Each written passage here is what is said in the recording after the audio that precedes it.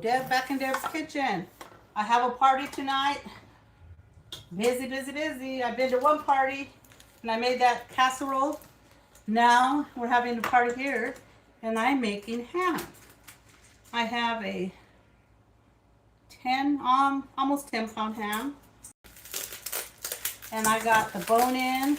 I don't like spiral ham. To me, it always comes out too dry. And I just don't care. So, but you can do it. I've tried them several times. And I think I got one by mistake. Oh my gosh. Now I'm doomed to make it. I just looked at it and I go, I grabbed it in the place where it says the regular hams, and this must have been in there. So now I'm making spiral ham, but it's a fully cooked ham, and I'm not going to cook it on the side because then all the ham parts show, and it's fully cooked. I'm putting it face down, and I guess we're doing spiral ham today. You're at Deb's kitchen when everything is on the fly, and if I make a mistake, things go wrong. It happens, but it didn't go wrong. This is fine. I'm not making this for my family ham anyway, so this is going to be all sliced up. Get some toothpicks out. Now what I'm going to do before, this is going to cook about 2.5 hours, or to an internal temperature of 145 at least. I'm getting honey and I'm drizzling honey all over this ham. All over the ham, all over. And then, here's my brown sugar. I'll put it back. I'm running around like a chicken without a head. Because my party's tonight at 6. Once I get this in the oven, I'll be happy. And I'm going to make a special glaze for this, but we want to get this in. And once again, I'm going to get this on my hands, and I'm going to make sure it adheres to the honey. That's why I put the honey on, because I want it to stick to the honey.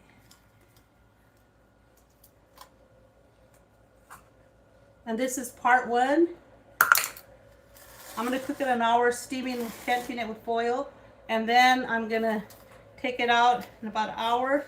It's okay if that falls down there, the brown sugar, because we're going to use that for our glaze. And I must be stressed.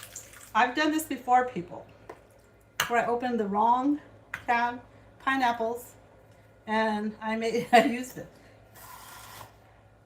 I got the chunks. So, what do you know? We're gonna have chunks all over here instead of rings. But I already have a spiral ham, so one more could happen to me. And this way, everybody gets a little skewer of pineapple.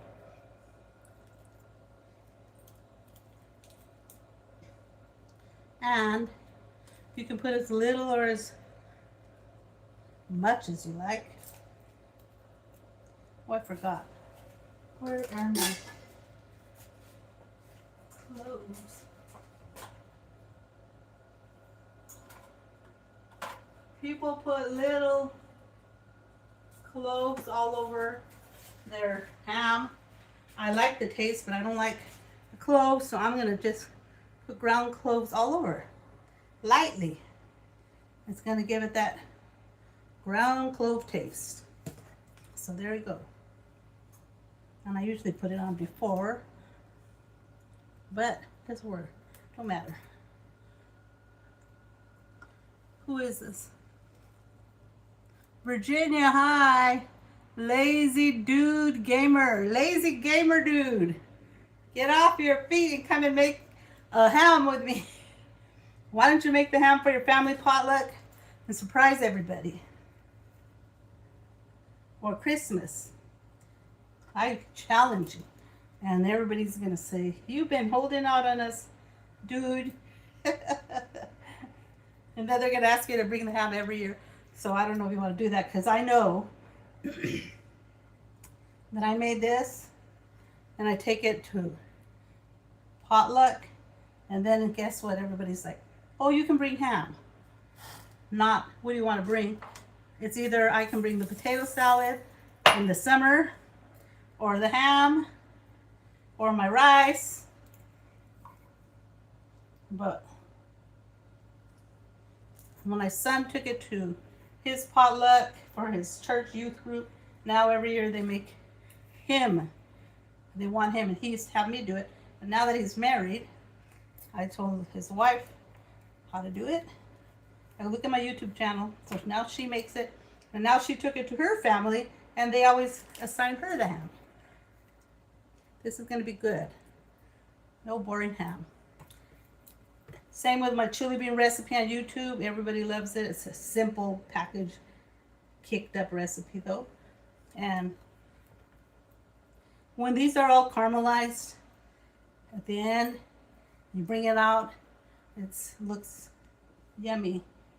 Okay, so let me wash my hands. I got the juice down here, most of it, and I'm even saving a few pineapple chunks to throw in my glaze. Let me wash my hands.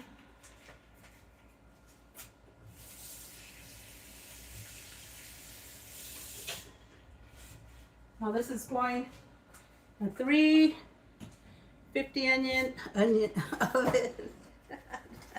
I'm stressing, folks. And I want to tent it. So I'm using 2 pieces. And yes, I have a ham oval roasting rack in my garage, but this is just one small ham. Usually I make 2 of them.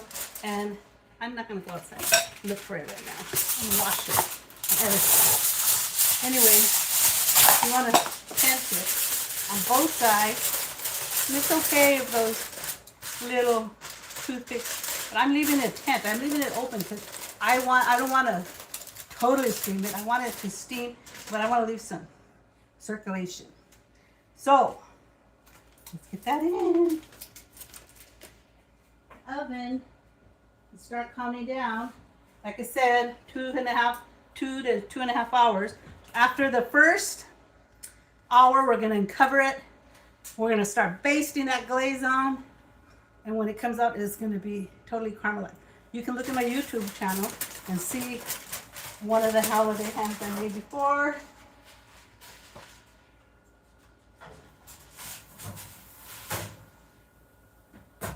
Alexa, set timer for 1 hour. So now I'm happy because the ham's in. And I know it'll be done in 2.5 hours so I can breathe. Now, I have this thing that I just made, the cranberries, but let me just rinse it because it has coconut. I do not want coconut in here. Wash it out. Well, actually, I'm just going to get another pan because I got to rinse that one. Ah. It looks like all these pans, someone cooked something in here last night and didn't wash it. It was soup.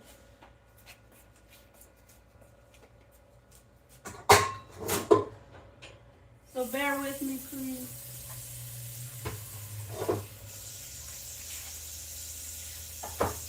It's the holiday and everything is going crazy. I'm trying to get a million things done.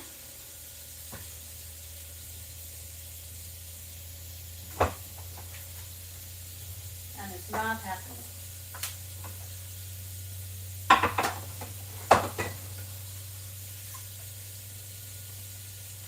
Let me see if I have none of that. I'm just going to use this because my cranberry is hard and has to soak. We have to improvise, folks. Okay, so I'm going to take the rest of this and throw it in.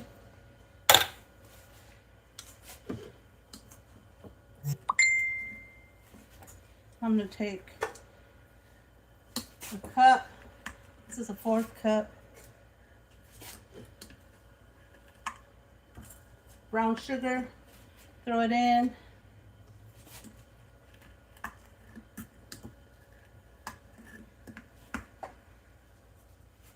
And I'm even going to use that hand-going recipe they send me, maybe. Let me get my other ingredient.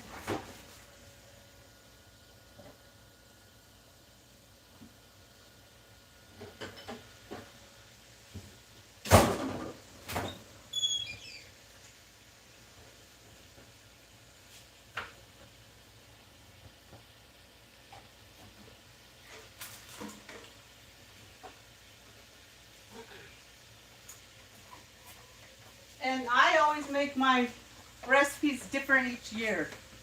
And people, I keep them on their toes. I have a small can of pineapple juice that I'm going to use. And this is just to show you that you can be your own master. What I want to do is start the glaze. And this is my secret. Don't tell anyone. I always use a jar of either peach or apricot. This one is a sugar-free, so it already has enough sugar in there. I add it.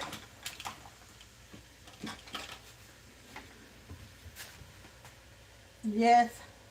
Usually I use my homemade. I make homemade jam, and I have it canned, and I usually use a jar of it. But if you don't, go to the Dollar Tree, anywhere you can. Get some of this. Come close.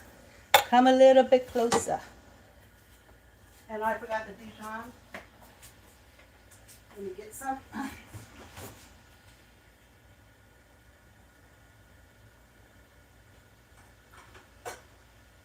Have Dijon here. And ginger, that's ginger. Not ginger. Thought it had garlic. I don't see any. Unless I brought it out already.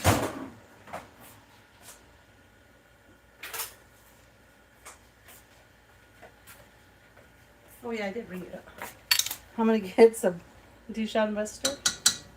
Just about a teaspoon. A little bit of garlic. Just a little bit. Just a little bit.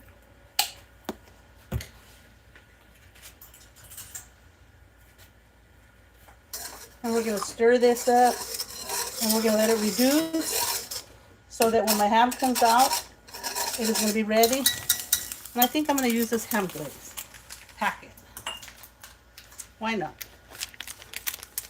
I use everything.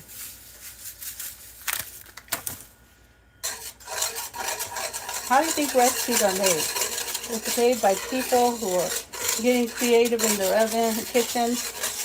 I made a pumpkin pie yesterday, and I improvised and made a Biscoff whipped cream to put on half of it, and everybody loved it. So now I'm going to make it because I like the idea, and it came out of a mistake because I made 5 pies and I only had enough filling for 4.5. So one of the pies was only filled halfway, so I baked it anyway, and then it came out. I go, that doesn't look good. So I got some cream cheese, whipped it, add some pumpkin pie spice, and I added a tub of whipped cream, and it was delicious.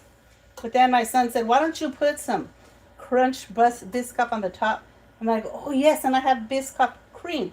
Put it in the microwave, melted it down, put the crunch cookies on top, and drizzled it. It was money. So now I have a better idea. I'm going to make the pumpkin pie baked in a graham cracker, already pre-made graham cracker crust, half of the pumpkin, cook it, and then I'm going to get my cream cheese, whip it along with Biscoff butter. Then add the cream cheese, the whipped cream. Then do the rest, and I tell you, I already know, I can taste it already. I made that pie last night.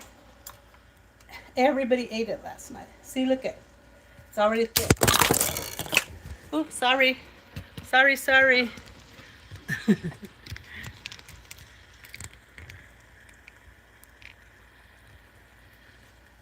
Okay. There you go. Your glaze is ready. And so I'm going to turn it off. And then when I take my ham out, I'm going to baste it, uncover, cook it. And I'm going to do it like every 15 minutes. I'm going to go and baste it. And it's going to be all caramelized and delicious. And let me taste this. See if it needs anything more. Sometimes it needs a little more savory. You can throw some Worcestershire, my daughter calls it. Someone else, I heard a chef say the worst sauce, or worse pronunciation. I don't know. I don't know what I'm talking about.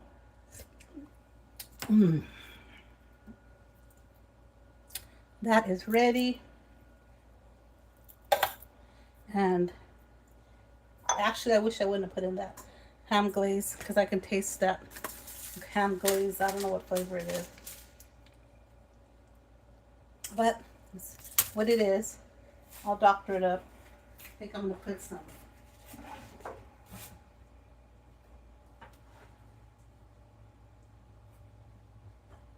needs a little vinegar. It needs a little acid. And someone said put some vinegar in your, just a little bit in your sauce. All the different recipes, so I'm taking elements of everything.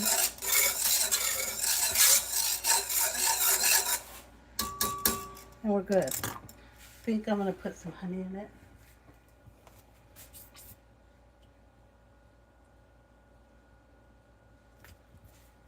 And I might put a little soy sauce. Give it that.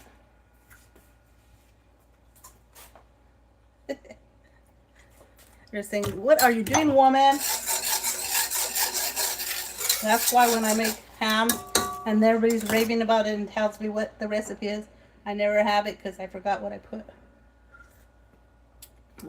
Okay, that tastes better. Okay. You've been in Deb's Kitchen. I gotta go. And I will put in the thumbnail a picture of my ham. So you already saw the glaze. I'm just gonna take off the foil in an hour, baste it, and I'm gonna actually put some of the ham juice in here, and that's gonna give it more of a savory kick. And then I'll baste it every 15 minutes till it's done, till the internal temperature is 145. You've been in Deb's Kitchen, with everything is simple, budget friendly, sometimes healthy, sometimes repurposing what you have in your refrigerator and your pantry, but always delicious. If you haven't already, go to my YouTube channel, like, subscribe, share, and comment. And also go to my Facebook at In Deb's Kitchen. See me cooking every day, any time of the day. See you later, lazy dog dude Gaber. Love y'all. Bye. Have a blessed day and a wonderful holiday. You've been in Deb's Kitchen.